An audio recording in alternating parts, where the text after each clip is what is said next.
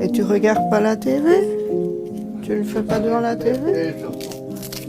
Olivier, quand je sors plus de pommes de terre, tu les fais, hein. C'est pas pour que tu les ranges de nouveau dans le panier, hein, que je les ai sortis. Les poulets, tu les as mis? Non, non, j'ai pas trouvé. En fait, à l'hôpital, il n'arrivait pas à boire son biberon normalement. Et ils m'ont dit que c'était moi qui ne savais pas donner à boire à mon fils. Ils ont essayé eux-mêmes, ça n'allait pas non plus. En fait, il mettait la tétine en dessous de sa langue. Et il fatiguait très vite.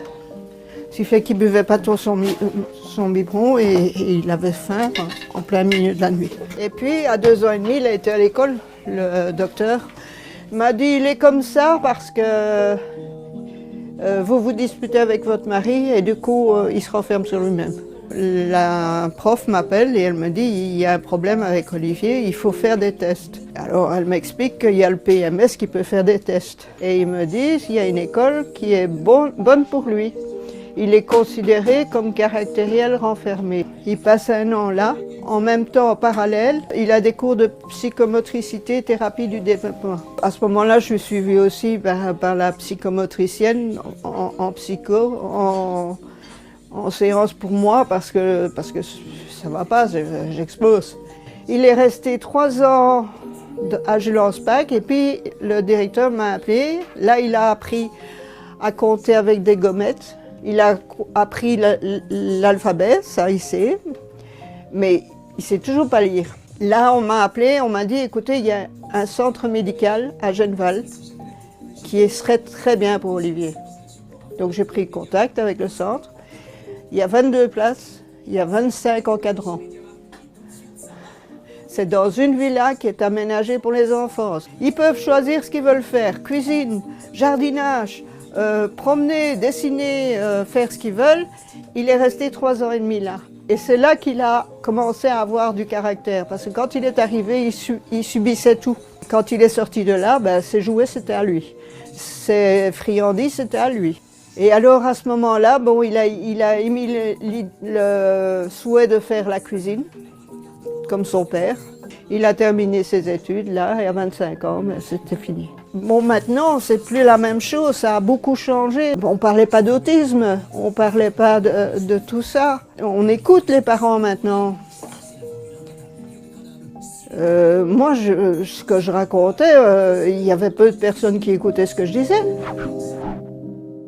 Il cuisine avec moi aujourd'hui parce que je lui apprends comment le faire. Je lui apprends tous les gestes, je lui apprends au fur et à mesure. Au début, il faisait qu'éplucher les pommes de terre et puis maintenant il les coupe en frites. Il cuit la viande. Quand c'est quelque chose à rissoler, à cuire lentement, il sait qu'il doit mettre sur 3. Quand c'est quelque chose d'un peu plus comme un steak, il sait qu'il doit mettre sur 5. Tout ça, je lui ai appris.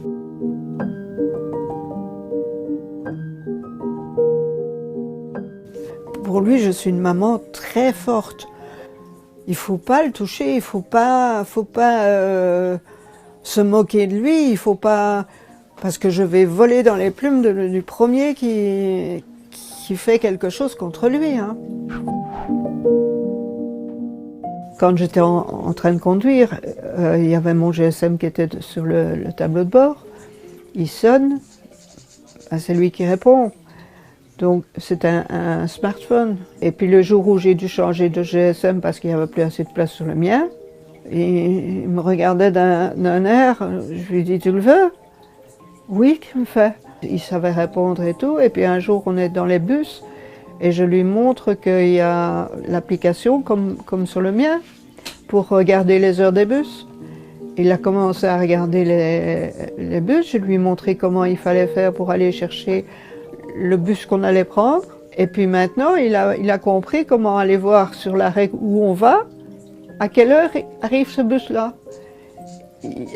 Lui qui ne sait pas lire, il sait lequel il faut regarder parce qu'il reconnaît les mots. Je suis fière, moi. Dernièrement, je lui ai appris à faire des photos et à les envoyer. Je me dis comme ça, si jamais un jour il est perdu, il fait une photo de la plaque dans la rue où il est. Et moi, je sais le voir, je sais le lire et je sais censé savoir où il est. Alors il chauffe son manger sur la plaque à induction et puis il me fait une photo de son plat et il me l'envoie. Et comme ça je sais ce qu'il a mangé, qu'il a tout mangé et qu'il a bien mangé. Tout ce que je faisais pour moi, je me culpabilisais à chaque fois. J'ai été voir une psychologue.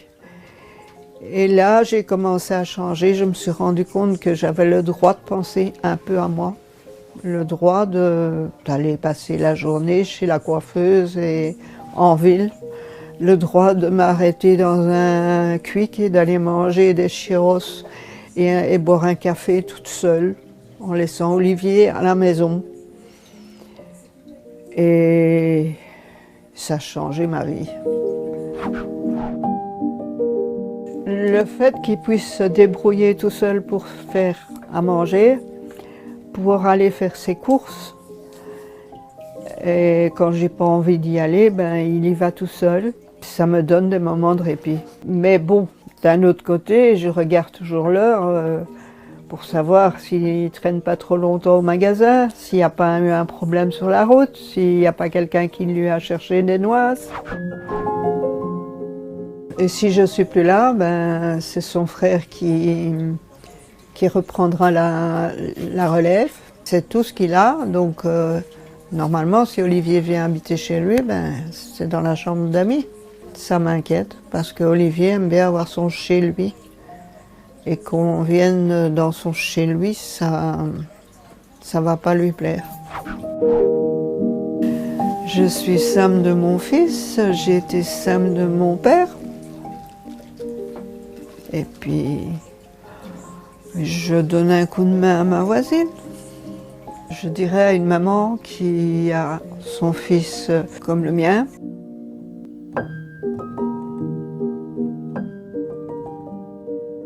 Qu'il ne faut pas perdre espoir, que tout est permis, qu'il peut avoir une vie plus ou moins convenable, qu'il faut peut-être mettre la profession un petit peu sur le côté pour pouvoir, si c'est possible, pour pouvoir plus s'en occuper. Il faut lui apprendre plein de choses et lui réapprendre et lui réapprendre.